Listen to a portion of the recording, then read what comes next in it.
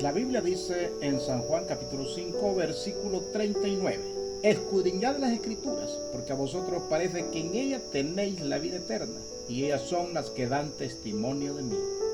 Escudriñad las escrituras. Qué interesante. El Señor nos invita en su santa palabra a escudriñar.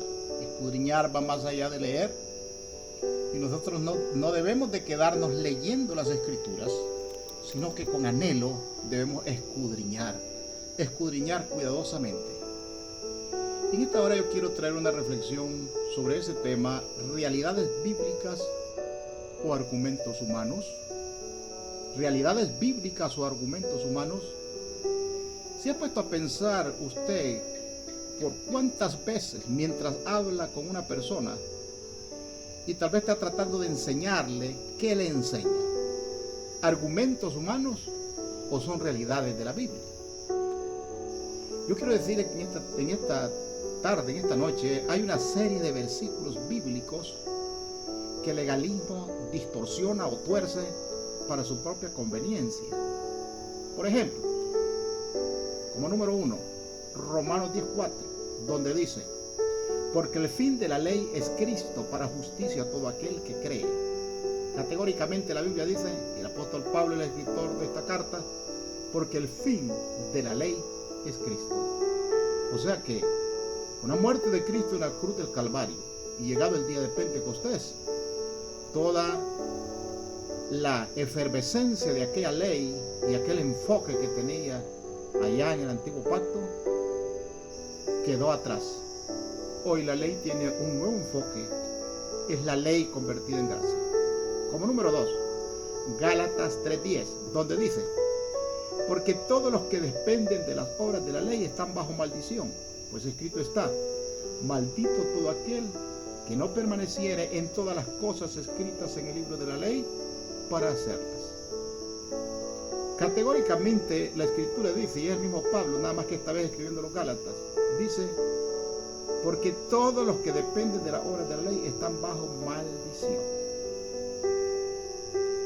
Nosotros vamos a quitar esa maldición de nuestra vida.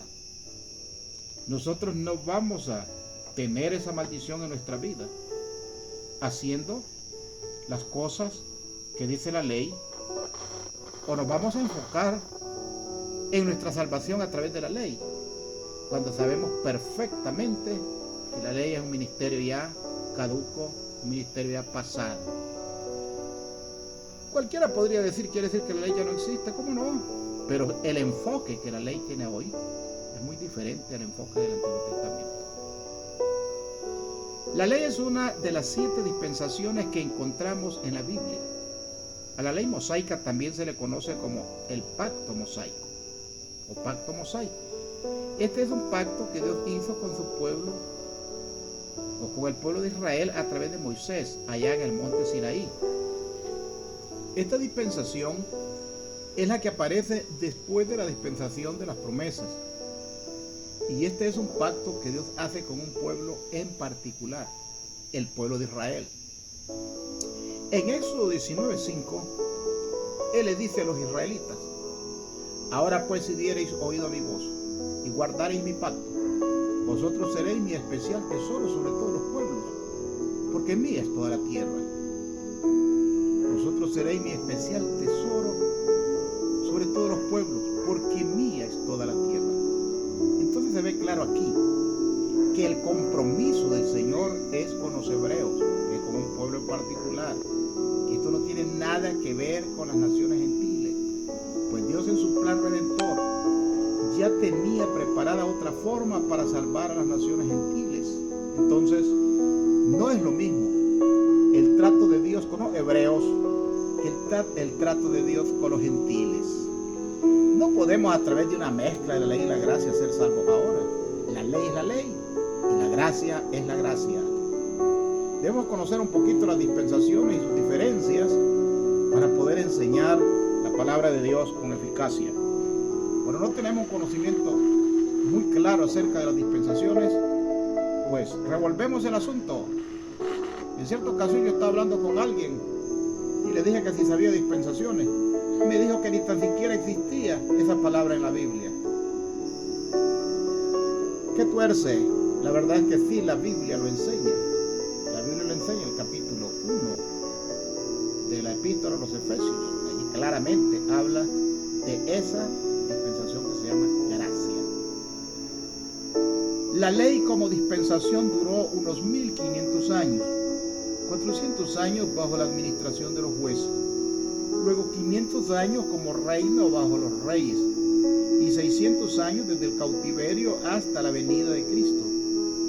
Y esto nos da exactamente la cantidad de 1500 años. Eso fue lo que duró en sí la dispensación de la ley. Ahora, la Biblia nos enseña que este ministerio tenía un propósito.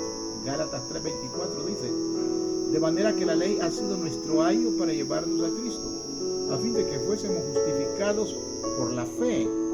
En Gálatas 3:12 dice: y la ley no es de fe, sino que dice: el que hiciera estas cosas vivirá por ellas.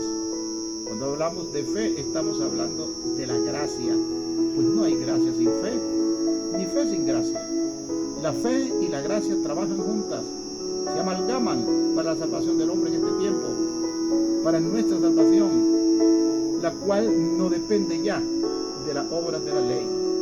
Qué interesante, qué interesante. Pero sigamos observando. La ley fue la nodriza que sirvió como una opción mientras aparecía el Salvador, pues esta solo cubría a los descendientes de Abraham, mientras que la gracia abarca a todas las razas, tribus y lenguas. La gracia no tiene límites. El día de Pentecostés dio inicio a un nuevo pacto, a una nueva dispensación. Por eso el pasaje de nuestro estudio dice: porque el fin de la ley es Cristo. Pero es interesante observar, por ejemplo, lo que dice Colosenses 2:14 y 15. Dice: anulando el acta de los decretos que había contra nosotros, que nos era contraria, quitándola de en medio y clavándola en la cruz, y despojando a los principados y a las potestades, los exhibió públicamente, triunfando sobre ellos en la cruz.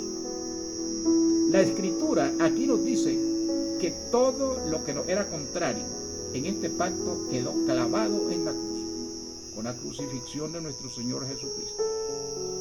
Con respecto a este pasaje bíblico, los legalistas tienen el siguiente concepto. Ellos dicen: hay tres leyes: lo ritual o ceremonial, lo civil y lo moral.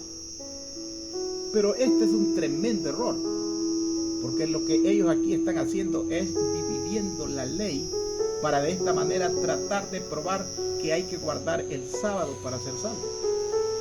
La Escritura dice que la ley es una como Dios es uno. Observe eso. La Escritura dice que la ley es una como Dios también es uno. Deuteronomio 6:4 dice: oye Israel, el Señor nuestro Dios, el Señor uno es. Hay muchos que predican a un Dios de tres cabezas: el Padre, el Hijo y el Espíritu Santo. Y aun cuando están en sus cultos, ellos dicen: demos un aplauso al Padre, uno al Hijo y uno al Espíritu Santo. Usted debería economizar dando un solo aplauso por un solo Dios.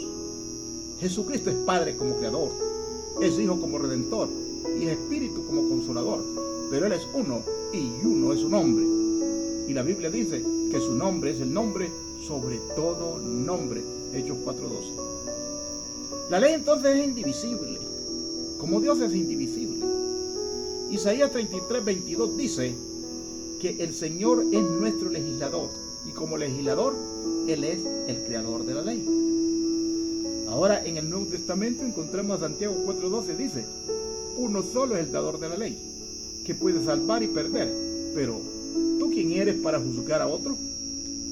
La Biblia aquí nos dice que uno solo es el dador de la ley. Y esta declaración aquí está en singular, pues dice la ley y no las leyes como enseñan los legalistas. Entonces hay tres aspectos en la ley: lo ritual o ceremonial, lo civil y lo moral. De estos tres aspectos, lo que ya caducó, lo que fue clavado en la cruz, es lo que nos era contrario. Hebreos 5:1 nos dice, o nos declara: porque todo sumo sacerdote tomado entre los hombres es constituido a favor de los hombres en lo que a Dios se refiere, para que presente ofrenda y sacrificio por los pecados. Observa que dice que todo sumo sacerdote tomado entre los hombres es constituido a favor de los hombres en lo que a Dios se refiere para presentar ofrenda y sacrificio por los pecados. Los sumos sacerdotes estaban en el tabernáculo de reunión siempre ofreciendo sangre a favor de los pecados del hombre, mientras que la ley los acusaba. Entonces lo que no era contrario fue lo que fue clavado en la cruz del Calvario. Los legalistas dicen que lo que fue clavado en la cruz fue lo ritual o ceremonial, pero este es un error garrafal, porque en este pasaje de la Biblia dice claro que lo que fue clavado en la cruz es lo que no era contrario, y Colosenses 2:14 dice que lo que fue clavado en la cruz es el acta de los decretos que había contra nosotros. Y recuerde que lo ritual o ceremonial estaba a favor del hombre, porque a través de los sacrificios de animales, a través de esa sangre, los pecados del hombre eran borrados en esa época. Y entonces el hombre tenía acceso a Dios y a su salvación. Entonces lo que fue clavado en la cruz fueron los 10 mandamientos. Es de notar que esos 10 mandamientos ahora los encontramos en el nuevo pacto, pero ya no desde la perspectiva del decálogo, sino desde la perspectiva de la gracia. Y si no, observe el sermón del monte en Mateo 5, 6 y 7, donde se dan las reformas a muchos de esos mandamientos, donde Jesús reforma muchos de esos mandamientos del decálogo, y luego hágase una comparación entre los mandamientos en el decálogo y los mandamientos en las epístolas, y verá la diferencia. No olvidemos que el decálogo lo encuentra en Éxodo 21 en adelante. Y para un estudio más exhaustivo, le recomiendo leer el libro Teología Sistemática Pentecostal, y ahí encontrará cada uno de estos temas y su explicación de acuerdo a las reglas de interpretación de la hermenéutica, no de acuerdo a la perspectiva de una religión, sino de acuerdo a las reglas de interpretación. Oh hermano, ¿cuánto necesitas escudriñar? Y recuerda el pasaje con que comenzamos: escudriñar las Escrituras, porque a vosotros parece que en ellas tenéis la vida eterna. No se conforme leyendo la Biblia, escudriña las Escrituras y entonces encontrará la vida eterna. Que el Señor Jesucristo te bendiga ricamente.